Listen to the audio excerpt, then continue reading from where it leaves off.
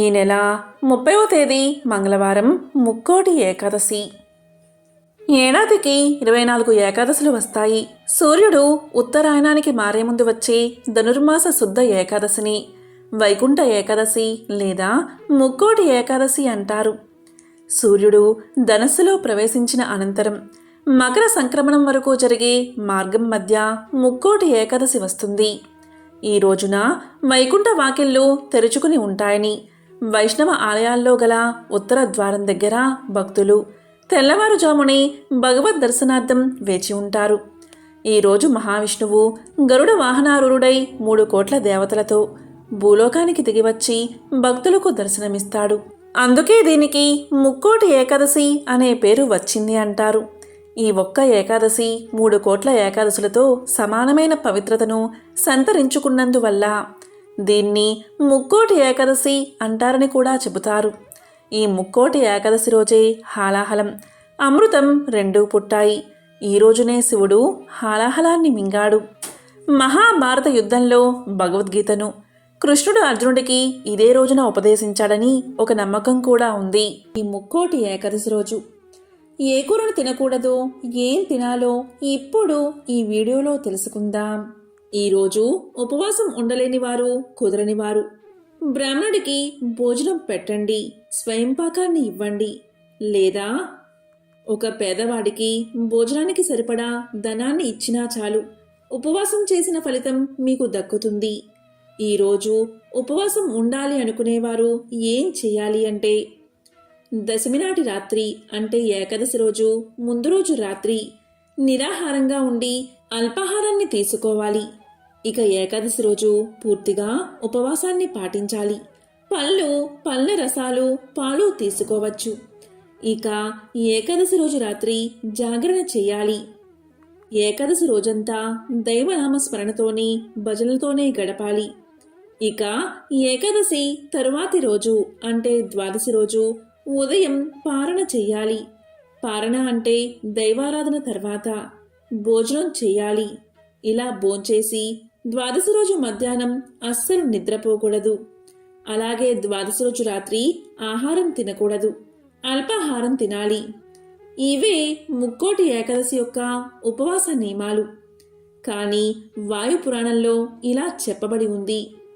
ఉపవాసం పూర్తిగా చేయలేని వారు, రాత్రి జాగరణ చేయలేని వారు ఏం చేస్తే ఉపవాసం చేసిన ఫలితం దక్కుతుందో వాయు పురాణంలో ఇలా వర్ణించబడి ఉంది.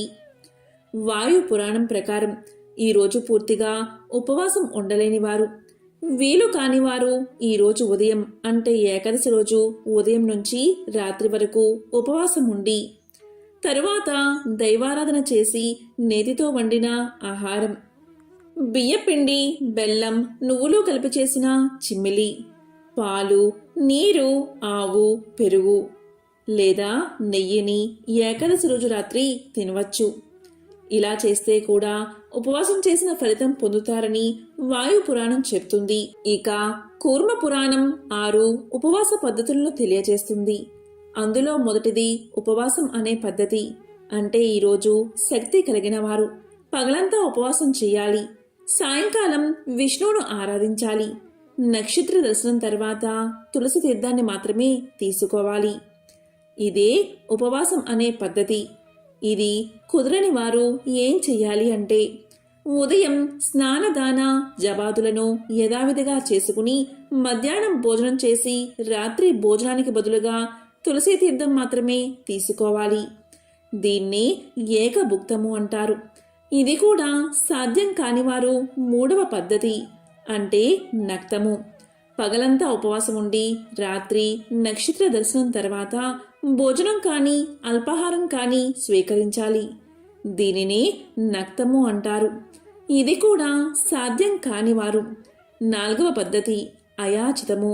భోజనానికి తాము ప్రయత్నించకుండా ఎవరైనా వారికి వారుగా పిలిచిపెడితే మాత్రమే భోజనం చేయాలి. దీనిని అయాచితము అంటారు. ఇది కూడా సాధ్యం కానివారు ఇక 5వ పద్ధతి, అదే స్నానం. ఈరోజు స్నానం చేసి ఆహార నియమాలు పాటించకుండా దైవనామస్మరణలోనే గడపడం, దీనినే స్నానము అంటారు. ఇది కూడా సాధ్యం కానివారు లేదా తెలియనివారు. తిలాదానము అంటే ఈరోజు నువ్వులను ఒక సద్బ్రాహ్మణుడికి దానం చేసినా సరిపోతుంది. దీనిని తిలాదానము అంటారు. పై 6 పద్ధతిలో ఈరోజు ఏ ఒక్కదాన్నైనా ఆచరించకుండా ఉంటే అటువంటి వారు 8 యుగాల పాటు కుంభీపాక రౌరవాది నరకాలను పొందుతారని పురాణ వచనం. ఏకాదశి రోజు 8 ఏళ్లలోపు పిల్లలు, 80 ఏళ్లు దాటిన వృద్ధులు, గర్భిణీ స్త్రీలు, ఏదైనా వ్యాధితో బాధపడేవారు, అత్యవసర పరిస్థితిలో ఉన్నవారు, చేయడానికి వీలు లేనివారు, ఏదైనా అడ్డంకులు వచ్చిన వారు వీరు ఉపవాసం పాటించాల్సిన పనిలేదు. వీరికి శాస్త్రాలు వెసులుబాటు కల్పించాయి. కాబట్టి ఈరోజు ఉపవాసం చేసేవారు ఈ వీడియోలో చెప్పిన విధంగా మీకు వెసులుబాటుగా ఉండేటట్లు ఉపవాసాన్ని పాటించవచ్చు. చేయలేని వారు మరి ఏం చెయ్యాలి అంటే, వైకుంఠ ఏకాదశి రోజు పై చెప్పిన ఉపవాస పద్ధతులు పాటించలేని వారు ఏం చెయ్యాలో ఇప్పుడు తెలుసుకుందాం. ఈరోజు తెలియక ప్రతిరోజులా ఈ పొరపాట్లు చేశారంటే జన్మల పాపం చుట్టుకుంటుంది. వారికి నరకం తప్పదని పురాణాలు చెబుతున్నాయి. సూర్యుడు ఉత్తరాయణానికి మారే ముందు వచ్చే ధనుర్మాస శుద్ధ ఏకాదశిని ముక్కోటి ఏకాదశి లేదా వైకుంఠ ఏకాదశి అని పిలుస్తారు. సూర్యుడు ధనస్సులో ప్రవేశించిన అనంతరం మకర సంక్రాంతి వరకు జరిగే మార్గం మధ్య ముక్కోటి ఏకాదశి వస్తుంది. ఈరోజు ఉపవాసం చేయకపోయినా సరే కొన్ని నియమాలు మాత్రం అందరూ పాటించాలి. ఎందుకంటే ఈరోజు ఎంతో శక్తివంతమైన రోజు. ఈరోజు పూజ, జపం, ధ్యానం లేదా ఉపవాసం మొదలైన సాధన ద్వారా మనసును మాధవుడిపై లగ్నం చేయాలి. ఈరోజు మేము ఉపవాసం ఉండలేము అని ప్రతిరోజు చేసినట్లు కొన్ని పనులు చేయకూడదని శాస్త్రాలు చెబుతున్నాయి. ఈరోజు ఉపవాసం ఉంటే ఎంత పుణ్యం కలుగుతుందో చెప్పడం ఎవరి తరమూ కాదు. అలాగే ఈరోజు తెలియక ఈ తప్పును చేస్తే అంతకంటే ఎక్కువ పాపం చుట్టుకుంటుంది. ఉపవాసం ఉన్నవారు అన్ని నియమాలు పాటిస్తారు. మరి ఉపవాసం లేనివారు కూడా ఈ పవిత్రమైన రోజు కొన్ని పనులు చేయకూడదు. అవేంటో ఇప్పుడు తెలుసుకుందాం. ఈరోజు ఉపవాసం లేనివారు కూడా సాత్విక ఆహారాన్ని తీసుకోవాలి. మాంసాహారం జోలికి అస్సలు వెళ్ళకూడదు. ఎంతో పవిత్రమైన ఈ ఏకాదశి రోజు మాంసాహారం జోలికి అస్సలు వెళ్ళకూడదు. ఇది ప్రతి ఒక్కరూ గుర్తు పెట్టుకోండి. ఈ ఏకాదశి రోజు సూర్యోదయానికి ముందే లేచి తల స్నానం చేసి దైవారాధన చెయ్యండి. అంతేకాని సూర్యోదయం తర్వాత నిద్ర లేవడం దరిద్రాన్ని కలిగిస్తుంది. ఈరోజు ఉదయం తలస్నానం ప్రతి ఒక్కరూ చేయాలి. ఇలా స్నానం చేసి శుచైన వస్త్రాలు ధరించాలి. ఈరోజు మధ్యాహ్నం ఎటువంటి పరిస్థితుల్లో అస్సలు నిద్రపోకూడదు. ఇది కూడా దరిద్రాన్ని కలిగిస్తుంది. ఇక ఈరోజు భార్యాభర్తలు బ్రహ్మచర్యాన్ని పాటించాలి. ఈ రోజంతా దైవనామ స్మరణలోనే గడపడం ఎంతో పుణ్యం. ఈరోజు పొరపాటున కూడా అసత్యం ఆడకూడదు. ఈరోజు అసత్యమాడితే అది పరమ దరిద్రాన్ని కలిగిస్తుంది. ఈరోజు చెడ్డ పనులు చేయకూడదు. దుష్ట ఆలోచనలు తగదు. ఇక ఈరోజు భార్యాభర్తలు కానీ భర్త భార్యను కానీ బాధ పెట్టకూడదు. ఇది కూడా అస్సలు మంచిది కాదు. ఈరోజు మద్యం తాగకూడదు. సిగరెట్, బీడి, పొగాకు అస్సలు కాల్చకూడదు. ఇది కూడా దరిద్రానికి హేతువవుతుంది. ఇక ఈరోజు జుట్టు కత్తిరించుకోవడం అస్సలు చేయకూడదు.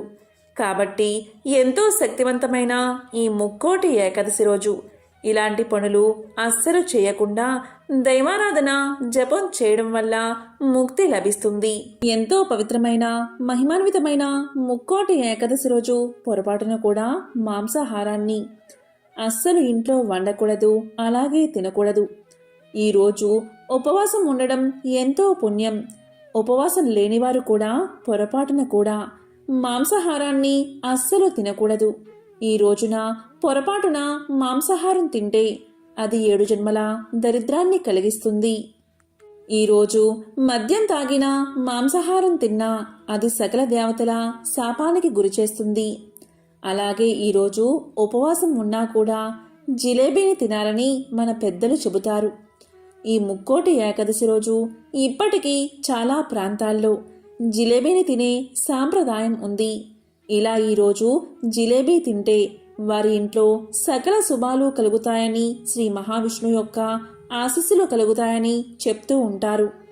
ఎందుకంటే జిలేబీ శ్రీ మహావిష్ణువు చేతిలో ఉండే సుదర్శన చక్రం ఆకారంలో ఉంటుంది. పైగా పండుగ రోజు తీపి తినాలి అనే ముఖ్య ఉద్దేశంతో చాలా ప్రాంతాల్లో జిలేబీ తినాలి అనే సాంప్రదాయం ఉంది. ఈరోజు ఉపవాసం ఉన్నా కూడా కొంచెం జిలేబీని ప్రతి ఒక్కరూ తినవచ్చు. అందుకే పిల్లలు ముక్కోటి ఏకాదశిని చాలా ప్రాంతాల్లో జిలేబీ పండగ అంటారు. ఇక ముక్కోటి ఏకాదశి రోజు అన్ని రకాల పళ్ళు, డ్రై ఫ్రూట్స్, నిమ్మకాయ రసం, కొబ్బరి నీళ్లు ఉపవాసం ఉన్నా కూడా తీసుకోవచ్చు. మరీ ముఖ్యంగా ముక్కోటి ఏకాదశి రోజు ప్రతి ఒక్కరూ కూడా తప్పకుండా పెరుగులో పంచదార కలుపుకుని కనీసం ఒక స్పూన్ అయినా తినాలి. ఇలా ముక్కోటి ఏకాదశి రోజు పెరుగు తింటే ఉపవాస ఫలితం దక్కుతుందని మన పెద్దల మాట. ఓం నమో నారాయణాయ. ఓం నమో భగవతే వాసుదేవాయ. ఓం శ్రీ మహాలక్ష్మియే నమః.